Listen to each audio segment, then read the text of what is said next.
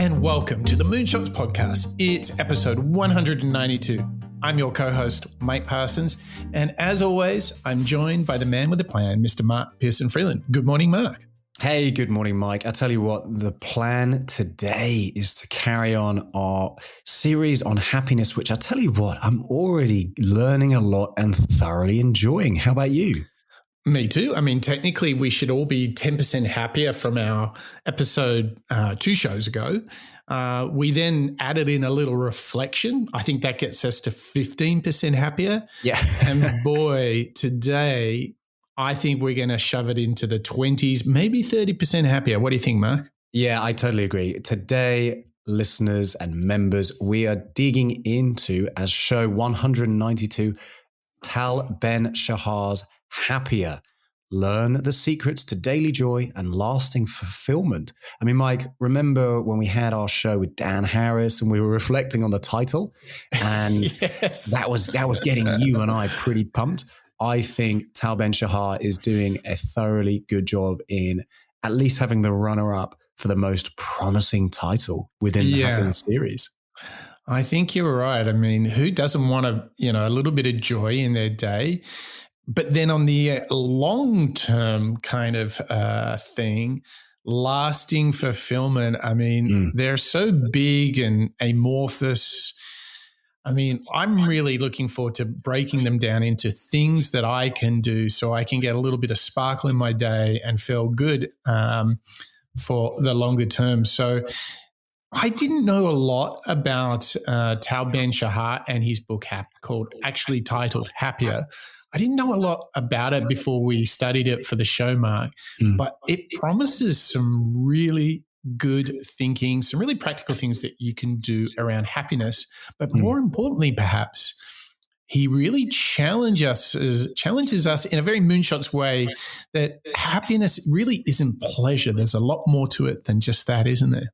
Yeah, I think as we were finding out within Dan Harris, it was almost having a moment. You know, he had that fantastic, I mean, not fantastic for him, but very vivid story where he had this panic attack, and then he went on his own sort of self journey to understand a little bit more about what makes him happier. What we're now going to see as we dig into the world of Tal Ben-Shahar is, I think, much more of a science approach. You know, he was a teacher at Harvard University, and he ran the most popular life-changing course, as some people described it, to all of his students. And it was highly oversubscribed. And I think that revealed the intention that a lot of us have when it comes to this amorphous, almost strange ideal of happiness. Yeah. And as we're going to hear from Tal during the course of today's show, he reflects on studies, research, references, maybe even some advice from some of the self-help individuals that are out there. And he does this fantastic job of trying to weave it all together so that you and I, readers and listeners, we can all get a better understanding of this concept, of this perhaps crazy idea of happiness and how to be happy. Yeah. How good. And he definitely... What I love about him is he has this idea where he's got the scientific academic body of work, the practical application, and also he's not proposing to us the easy path, but definitely the path of more meaning. So, Mark, I'm keen to get stuck in. Where do you want to start? Yeah, I think you're right. If there's ever a show that's all about moonshots, it's going to be today's show with Tal Ben-Shahar. So let's hear from the man himself, talking about how he reversed his unhappiness, and also introduces you and I to the idea of selfish or selfless. I became interested in happiness because of my own unhappiness. It didn't make sense to me because looking at my life from the outside, things looked great, but from the inside, it didn't feel that way. We were told from a very young age, whether explicitly or implicitly, that it's all about success. It's all about the attainment of the next goal, of the next milestone. And yet, achieving these goals does not bring us to a happier place, certainly not in the long term. And I wanted to figure out what is it, if anything, can lead us to a better, happier, more fulfilled existence. And that is what I've been doing over the past 30 years, looking for answers.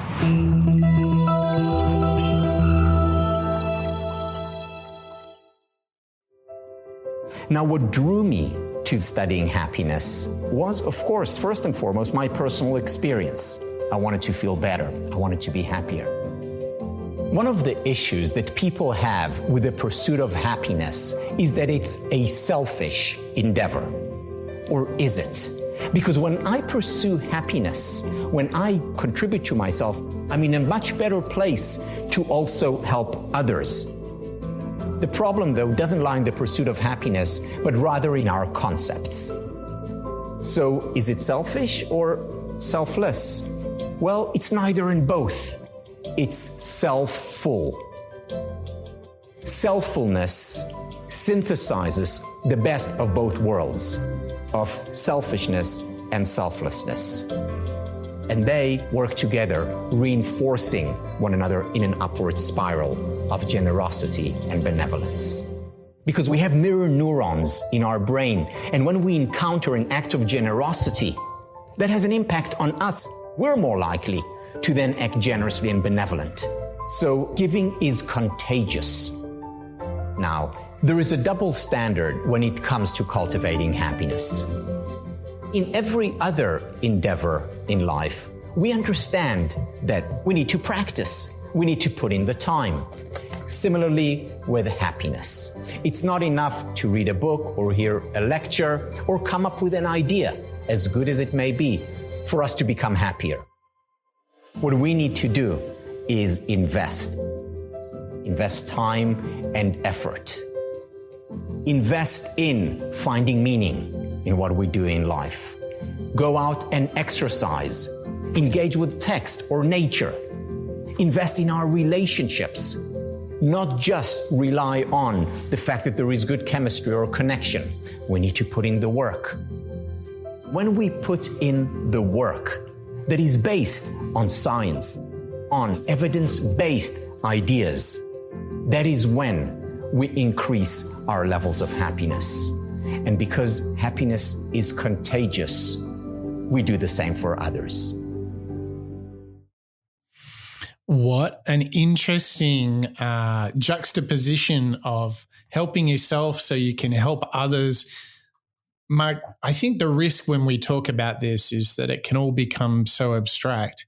What kind of stuff do you think he is encouraging us to do? What habits should we build so that we can be more self-full?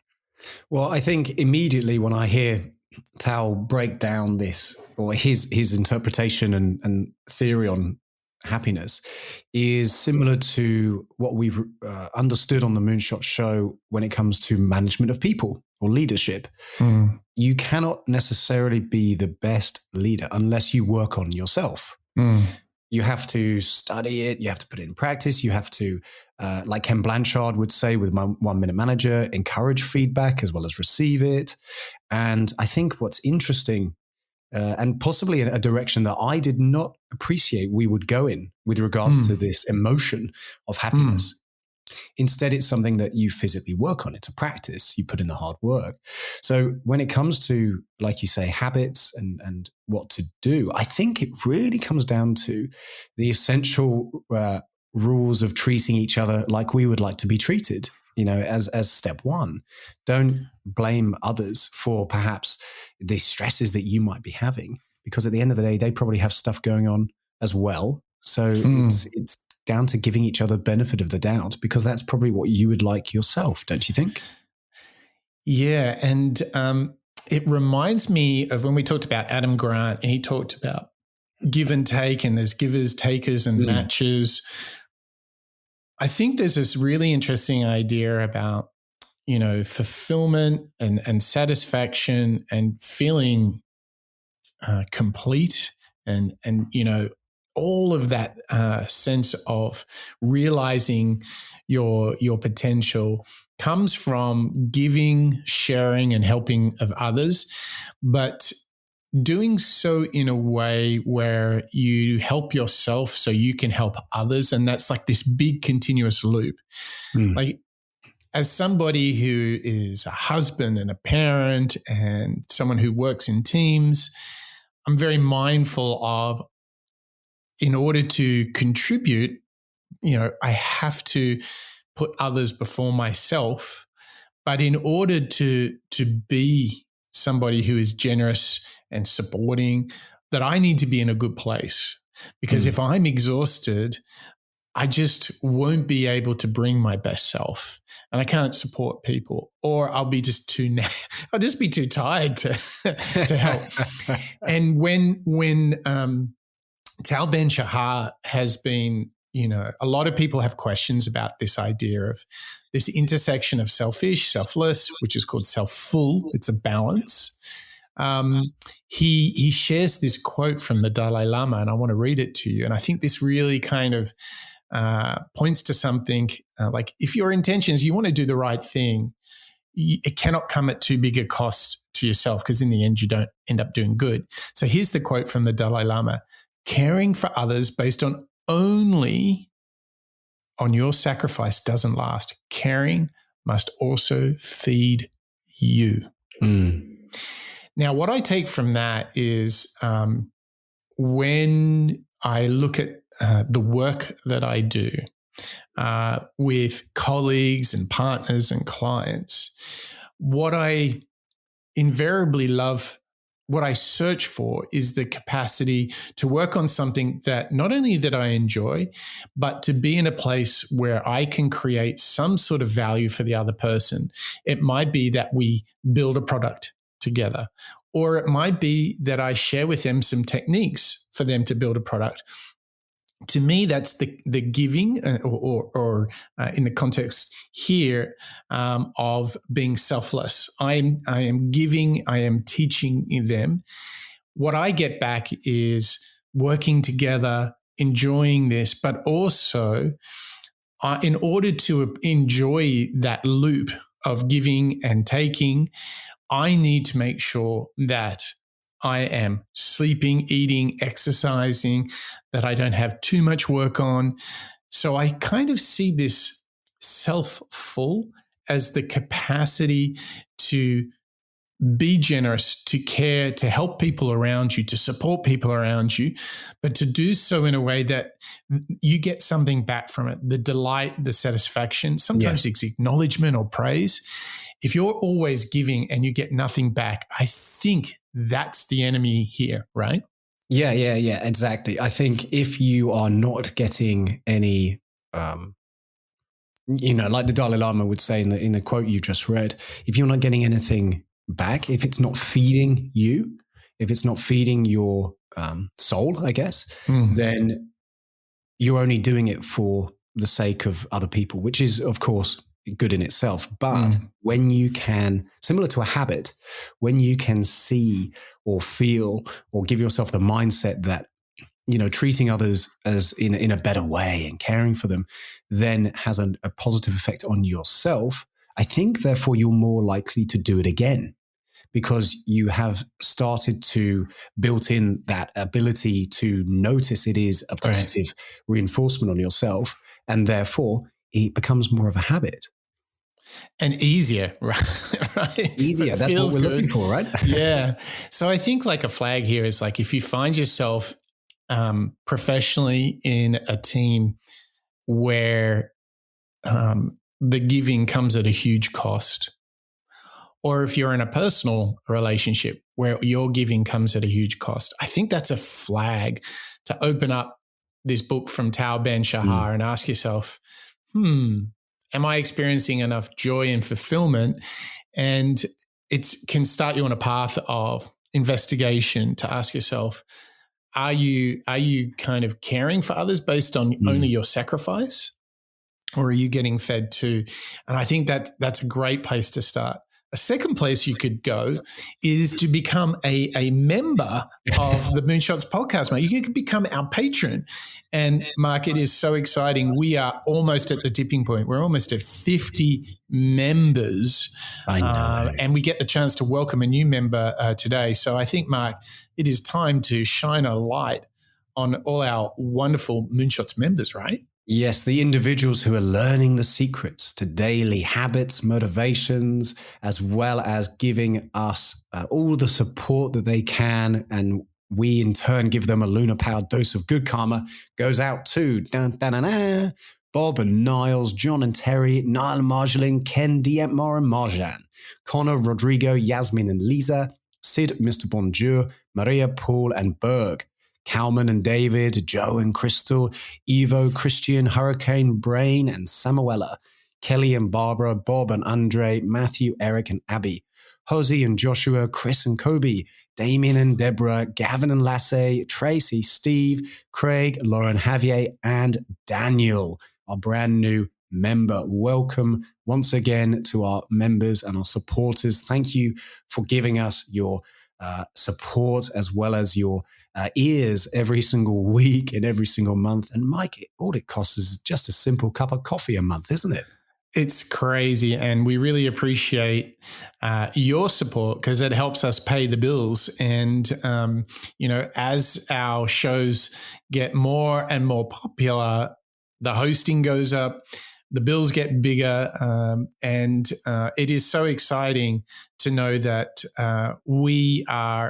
our work is being appreciated by you. Actually, it feels really good for us. There's our little secret to daily joy is... Right, Mark? We see literally 55,000 people every month just on the podcast, not including YouTube and the website, are tuning in, and we love it to see that because it tells us when you become a member that we're creating value, that you want to support us in this endeavor as we get up very early every Tuesday morning to record the show, don't we, Mark? I mean, it's like this is in the early wee hours of a Sydney morning, isn't it? Well, and similar to what you were saying previous, Mike, with regards to caring for others and trying to be the best version. You and I, we're not going out late at nights, are we? We turn up fresh-faced and rosy-tailed to record our shows. And that's really just about putting our best foot forward, isn't it? It really is. So thanks once again to all of our members. Thank you to you, Daniel. We really do appreciate your support. And if you do want to support us, head over to moonshots.io, go to the members section, and there you'll get connected to Patreon, and you can do all of that goodness with just a few clicks. What's going to take you a little bit more than just a few clicks is getting through some of the challenges in life. And we've got a couple of clips now where Tal Ben-Shahar is going to really kind of set up maybe a challenging idea that this pursuit of happiness isn't as easy as you might think. There are only two kinds of people who do not experience painful emotions. The first kind are the psychopaths. The second kind are dead. There is a false understanding or expectation that a happy life means being happy all the time. No, learning to accept and even embrace painful emotions is an important part of a happy life, and the study of painful emotions is an important part of the field of happiness studies. My name is Tal Ben-Shahar. I'm a student and teacher in the field of happiness studies. There is a very important concept that was introduced by Nassim Taleb, and that is anti-fragility. Anti-fragility is essentially resilience 2.0. Resilience 1.0 is when we put pressure on a system. After the pressure is lifted, that system goes back to its original form. Anti-fragility takes this idea a step further. You put pressure on a system, it actually grows bigger, stronger. We see anti-fragile systems all around us and within us. For example, our muscular system. We go to the gym and we lift weights. We're putting pressure on our muscles. What happens as a result? We actually grow stronger. We're an anti-fragile system. On the psychological level, you know what that's called? PTG, post-traumatic growth.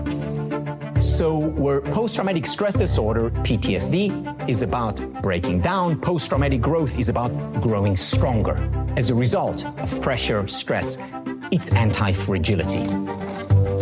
the role of the science of happiness is to teach us what conditions we can put in place to increase the likelihood of growing from hardship. Mike, I mean, I think Tal Ben-Shahar must be a moonshot listener. If he's not yet a member, I don't know. But I mean, this seems bang on with where we go with the Moonshot Show, doesn't it? It really, really does. And I think it's so easy to sit in our minds and think, oh, everything is so hard. Like, you know, for me, it's the build of, work. I have to work on, supporting my parents. Then I have my partner. Then I have kids. Like everything is calling on me. It's like, it's work. And it's very easy to kind of almost spiral and just say, why is it so hard, right? Why do I have to fight so hard to actually get on the other side? And I think we all suffer a little bit from that, don't you? Like, it feels like life is permanently like work in progress.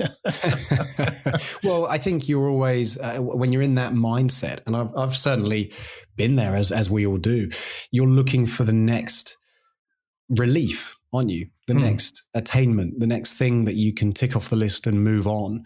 And I think where Tal is leading us here is to not always try and turn the page, try and get to the next thing, get through it, grin and bear it, and, you know, maybe take it out on others because you're feeling a little bit low or unhappy along the way. Instead, what he's really calling out with this idea of post-traumatic growth and this resilience 2.0 from Taleb's anti-fragility is this embracement, I suppose, of those experiences and those challenges that come along the way, which I think, Mike, you and I are both thinking the same thing. It's Jocko Willink again, isn't it? Yeah. Challenge. And we're so tempted to avoid challenge, struggle, and pain. And Tal Ben-Shahar says in the book that the pain associated with the fear of failure, is often stronger than the pain of failure itself. I could believe that. Yeah. How often? I mean, we're our own worst enemies, aren't we? Mm-hmm. It's Mark Manson with the subtle art of not giving a woohoo. Mm-hmm. You know, we are often, we have more pain within our minds as we're fearing potential experience more so than the actual experience itself. When you shift your mindset towards maybe embracing those painful experiences, and instead you're getting something out of it, you're learning how you respond to a challenge where you might be able to grow, then suddenly it becomes almost, dare I say, fun. Yeah. Like for me, it's like as soon as you don't resist pain, struggle, and hardship and just say, that is part of life. Like once you accept that it happens, and then as a build on that, then you say, and that is really the path to reward and satisfaction, because everything that you fight for feels really good. Mark Manson talked about that a lot in the show we did on him.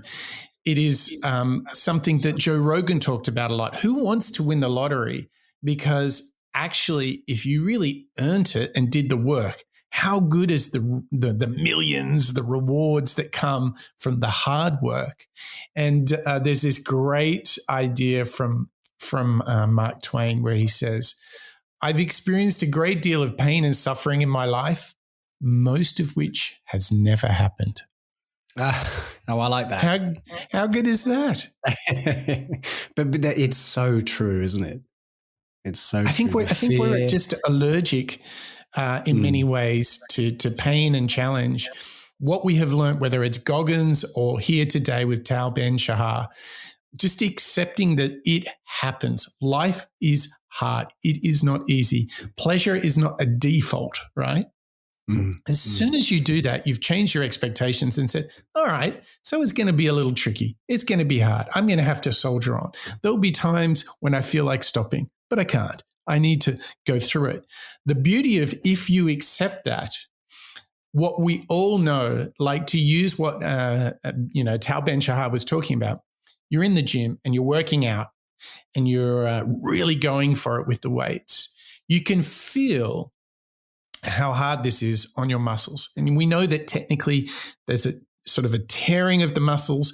And that's why the day after you feel sore because the muscle is growing back, but it grows back stronger. So this is the next big point. So if you accept the pain, then you can be prepared to get the reward on the other side. So let's have a listen to Tal Ben-Shahar talking about what's on the other side.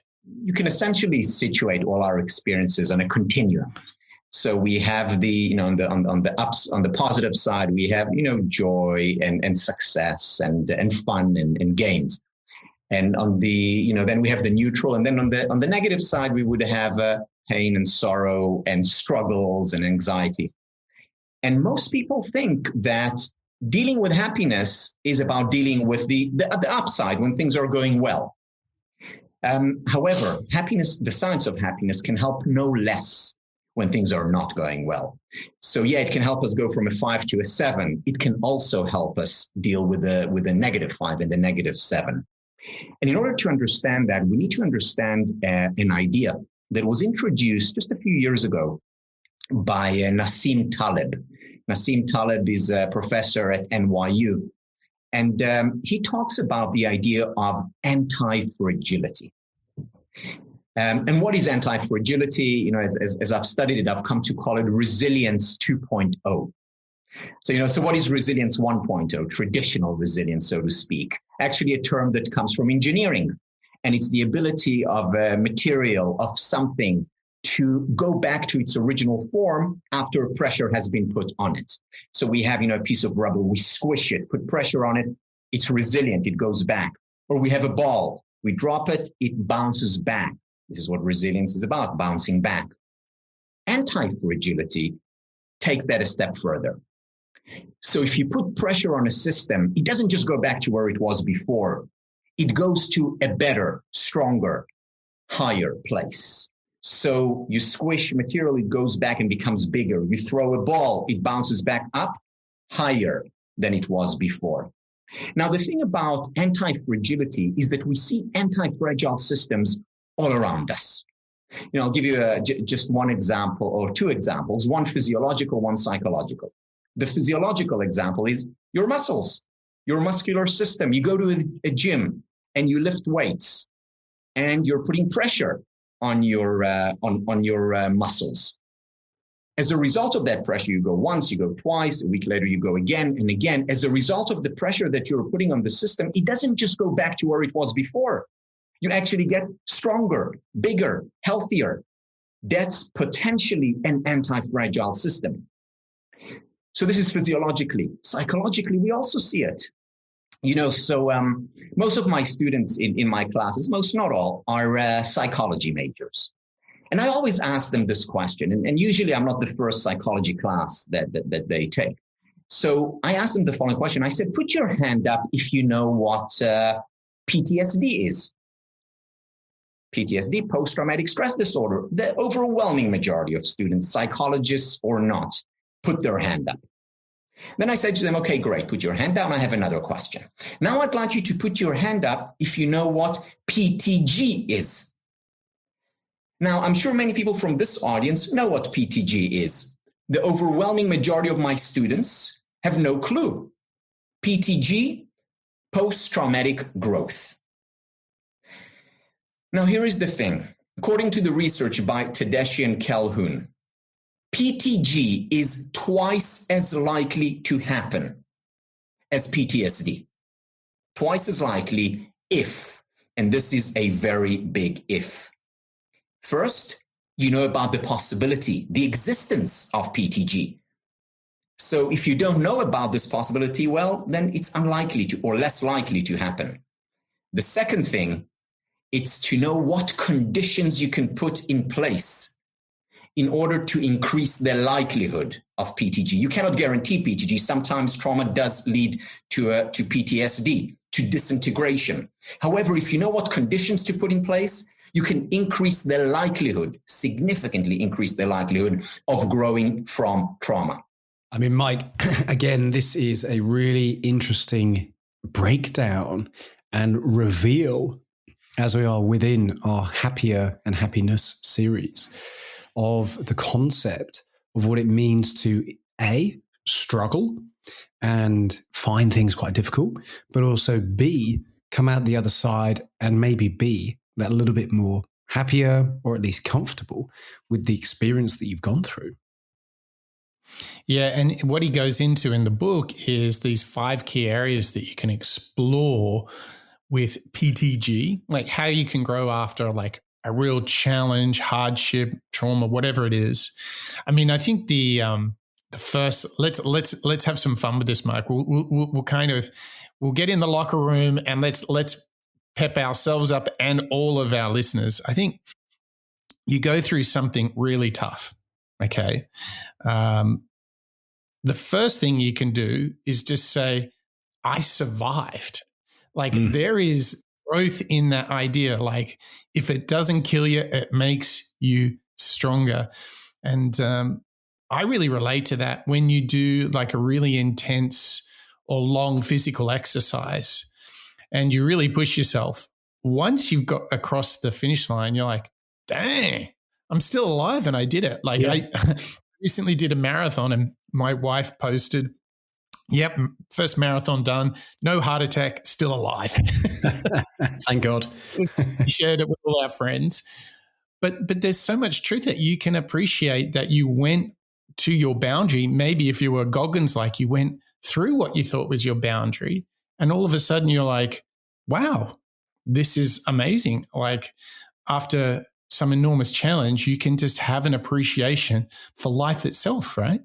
And I think the same is true, perhaps to a less clear or transparent extent when you do struggle with things in your career. You know, I think you're totally right with the physical element, but I think it's true from the psychological piece as well, isn't it? Whereby you are relieved to have survived. You know, it sounds a little bit dramatic, but I survived that project. Or I survived that experience of working with so-and-so. And yes, it can help as you reflect back on it, can't it?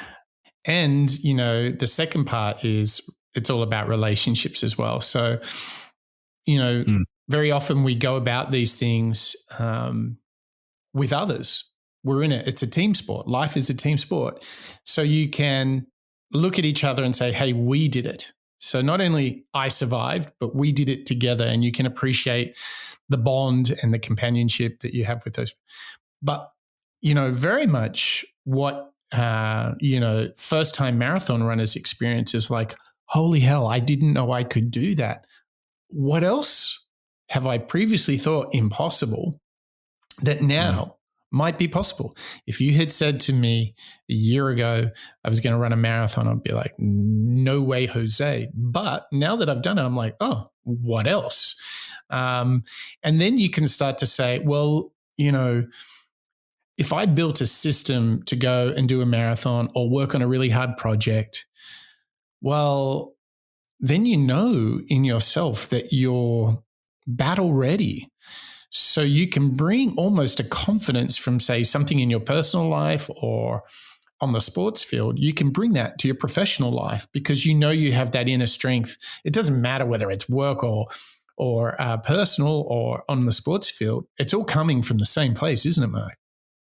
Yeah, it really, really is. That personal strength is something that you can control. And if you know and are comfortable with where you can lean towards, and you know that you can rely on yourself to experience and therefore get through a particularly difficult patch, I mean, that's pretty encouraging, isn't it, Mike? And I think that in turn leads to where the fifth outcome of Ben Shahar's work on post-traumatic growth is this spiritual change, because then it can lean into either an area of, you know, faith, or it can in turn lead into an area of increased happiness. And maybe if happier is the all-encompassing word, it's comfort. It is the acceptance that where I am right now is good. I'm happy. Yeah. I'm pleasant. And it's that appreciation of and gratitude of the now, which I think is something, again, that we've really delved into with, all of the work we've done on being gratitude and in the moment. And I think this is one of the big ahas when we're digging into Ben Shahar's Happier, is the fact that we can learn these, potential patterns that you see when you're doing something really difficult, like let's say a marathon training, knowing that at the end you might have this newfound appreciation for yourself or life, or maybe others, is going to help you and stay motivated throughout that experience of challenge prior to the event, don't you think? Absolutely. Absolutely. And I think, we use the idea of a marathon just because it seems so daunting and all of that, but it could be a project. It could be something you do at home, something with friends, with your community, or it could be in the office with your colleagues. I think the point here is, after going through a challenge, and, to use this marathon analogy, it is traumatic on the body. The body is like, you're running 42 kilometers for 3 or 4 hours. Are you mad? The body is like, what are you doing? This is bonkers.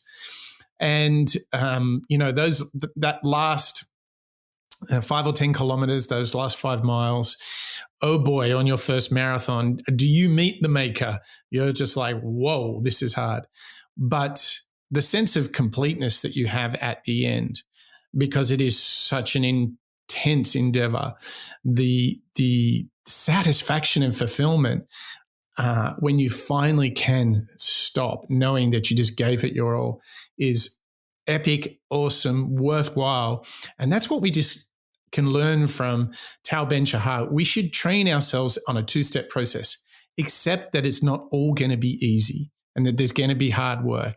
And the other side of the hard work, the challenge, even maybe the trauma of it, we are stronger for it. And if we can hold that to be true, we can fight off, those survival instincts of take the easy path, cut the corner. You don't need to, because all sorts of goodness is there. And Mark, something that's not nearly as daunting is leaving a review for the Moonshots podcast, but it is equally rewarding, wouldn't you say? I mean, the reward, if we start at the act, it's quite a simple little process, isn't it, Mike? If you listeners are enjoying what you're hearing and learning out loud with myself and Mike and the Moonshots team, pop along into your podcast app of choice and leave us a review or even a rating. You can do that in the Apple Podcast app. You can leave us some comments, and also you can leave a rating within Spotify too. And this really, really helps, Mike, the result of that input, which is getting out into the ears of more listeners around the world. We hear from listeners and fans very, very regularly from all 4 corners of the globe. And Mike, I mean, it gives us so much motivation as well as gratitude, doesn't it?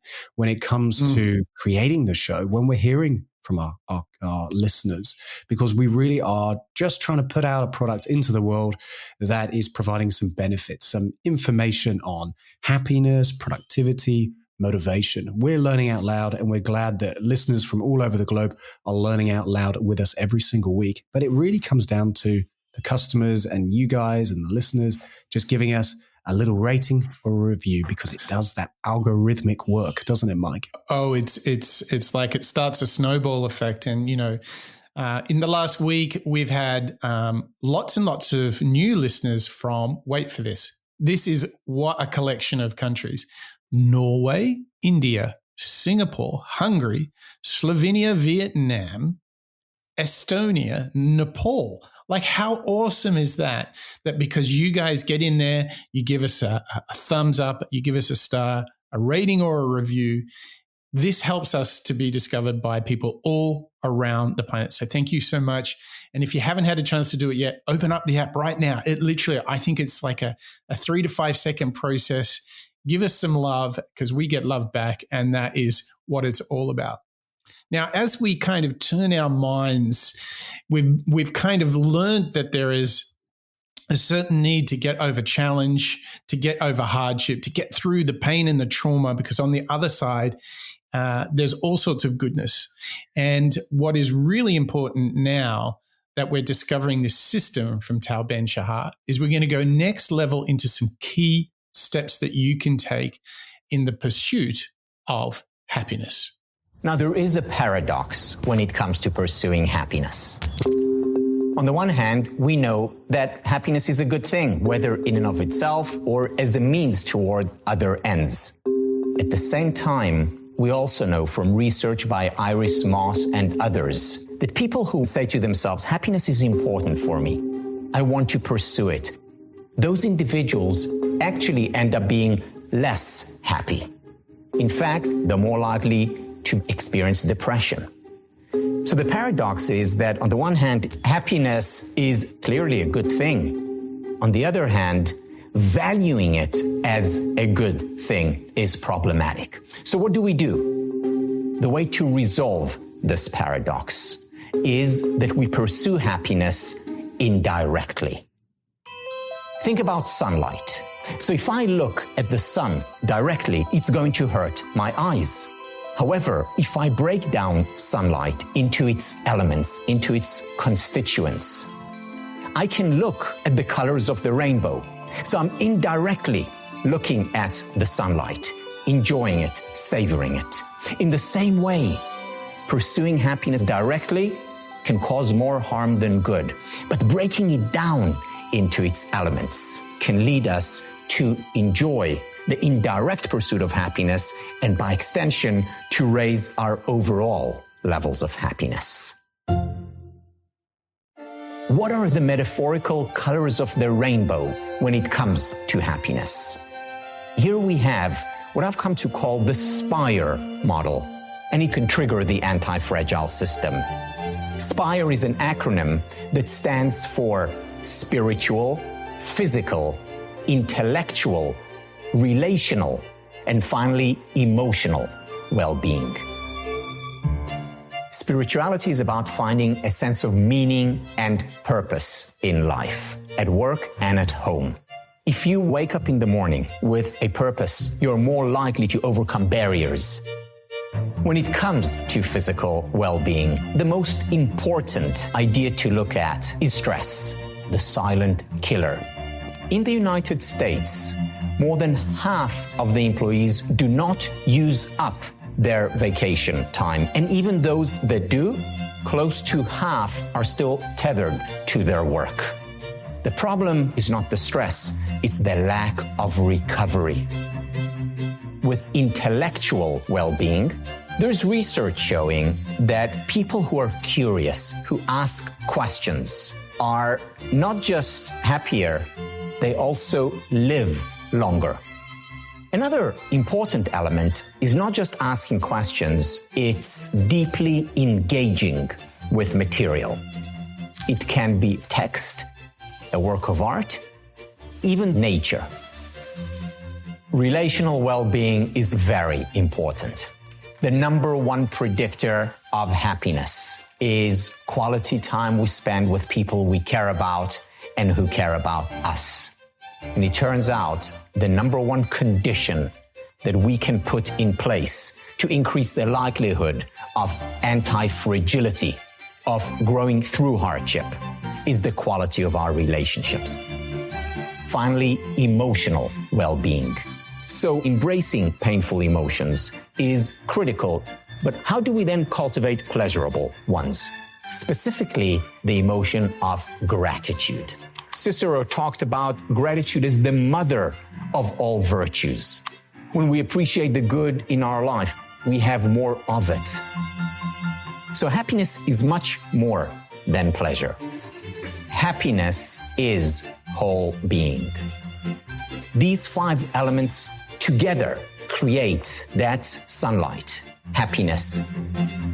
I don't think there is a point before which one is unhappy, after which one is happy. Rather, happiness resides on a continuum. It's a lifelong journey. And knowing that, we can have realistic rather than unrealistic expectations about what is possible.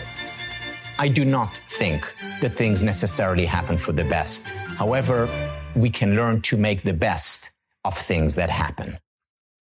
Oh, Mike, I mean, what an epic clip that we have within this show. I mean, Mark, we could have done a whole show just on that clip, right? We really, really could have, because, I mean, we're going to try and break down as much as we can, right? But the thing that stands out right away to me, Mike, which I think is something to start with, is actually something that Tal says right towards the end of the clip, which is the fact that happiness, happy inverted commas, or feeling content, is a lifelong journey. And once we have that in mind, we realize that we aren't rushing towards it. We're not waking up every morning feeling unhappy because we're not happy. Instead, once you accept that it's something you just have to work on, like anything, like a muscle, like anything you have to put into practice, it's suddenly, I personally think, feels more achievable. And instead of judging yourself and how you're feeling today, perhaps, instead you're looking into ways and habits and mechanics that can help you get that little bit closer towards that destination, rather than trying to be unhappy with where you are right now. How do you hear from that? Well, I think a big theme in his pursuit of happiness is resetting expectations. And I know this is something that I'm coming back to a lot in the show, but I think this is where it all starts. Not having, and perhaps I was a victim of this, and that's why it's really jumping out at me, is the reality of what he's saying is like, just be prepared for the harder path. It's not going to come easy. It's not going to come instantly, but it's something that you have to kind of build daily habits for. And when I look at his Spire, these 5 steps, we'll have a link to these in the show notes, which you can get at moonshots.io. I mean, this is what a playbook. Like, let me just play it back to you. Like, you know, leading a meaningful life and mindfully saving the present, caring for the body, engaging in deep learning, nurturing constructive relations, feeling all emotions. Mark, I think there's so many great starting points to feeling more satisfied, not only with life, but just joy in your day and a bit of fulfillment for the longer term. What I was wondering, should we try and nail 5 habits to unlock these 5 steps? Are you ready? Oh, yes. All right. Here's your challenge. Name me one moonshot habit to get a more meaningful life and mindfully savoring the present. I think, Mike, unfortunately, I'm going to be stealing the one that you probably wanted to say, which is reflection. Yeah. It's journaling. It's what we heard with Matthew McConaughey last week in the show, and what we're hearing from Tal. If you don't give your time to recover, you're not necessarily getting the most out of it. Very good. For the physical, this is the P of the Spire framework. What's one habit you could adopt, a moonshot habit, caring for the body and tapping into the mind-body connection? I mean, it's got to be exercise, hasn't it? It definitely does. And if that's too much for you, you could throw in a little bit of breathing work, bit of breath work, right? Yep. 4-7-8 breath work, very good for connecting mind and body. Okay, intellectual. So we're at the I of the SPIRE, Spire framework, engaging in deep learning, where that would have to be listening to moonshots, right? Exactly. It's learning something new every day. You know, Robin Sharma, when we broke down his 5 a.m. club, one of the core pillars of his strategy was to learn. Yes. You know, learn something new every day. Doesn't matter what time it is. You don't all have to wake up at 5 a.m., but it's learning something new each day allows you to have curiosity and encourage your brain to keep on ticking.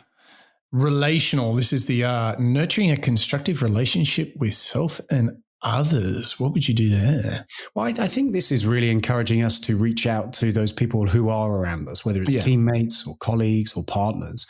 And instead of closing them out, maybe it's staying away from your digital space. I mean, obviously, digital connections are great. It's important to pick up the phone and message people if they don't know physically around you. But actually having the real life interactions, I think, is what I'm getting from Ben Shahar here. Emotional. This is the last one of the SPIRE steps. Feeling all emotions, reaching towards resilience and positivity. What would be the habit you would do there? Well, obviously, it's coming from Eckhart Tolle and the power of now, isn't it? It's noticing the present. It's some of the tips that Eckhart had for us, even when you're brushing your teeth, it's the feel of the bristles. It's maybe the vibration of the toothbrush. It's the taste of the mint. The coldness of the floor. It's really appreciating your sensory connections to what's happening right here, right now. The chair I'm sitting on, the warmth of the room, the movement of my laptop screen as you and I are recording this show. That for me, Mike, is where the emotional connection's coming from. Well, there you go. That's 5 practical moonshots habits you can do to get your pursuit of happiness with the SPIRE steps from Tal Ben-Shahar in order and going in the right way. But Mark, we have just one more final clip, and it's an absolute cracker. Why don't you set us up for the last bit of wisdom from Tal Ben-Shahar? Well, we've certainly learned a lot from Tal today with regards to self-fullness, the acceptance of pain, and looking maybe not directly at the sun, but looking at happiness from a different angle. So let's hear from Tal just one more time today as he breaks down this critical misconception about happiness and his study of happiness. Back in 2015, I was on a transatlantic flight when a question came to mind. How is it that there is a field of study for psychology, philosophy, history, medicine, geography, you name it, and there is no field of study for happiness? Yeah, there is positive psychology, but that's just the psychology of happiness. What about what philosophers like Lao Tzu or Aristotle had to say about it? What about what literature remarked on happiness, or neuroscience, or theology, or economics?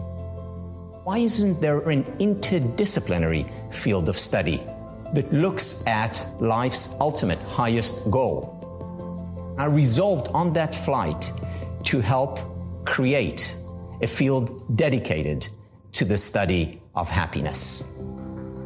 There are 2 main critiques that people have for the field of happiness studies.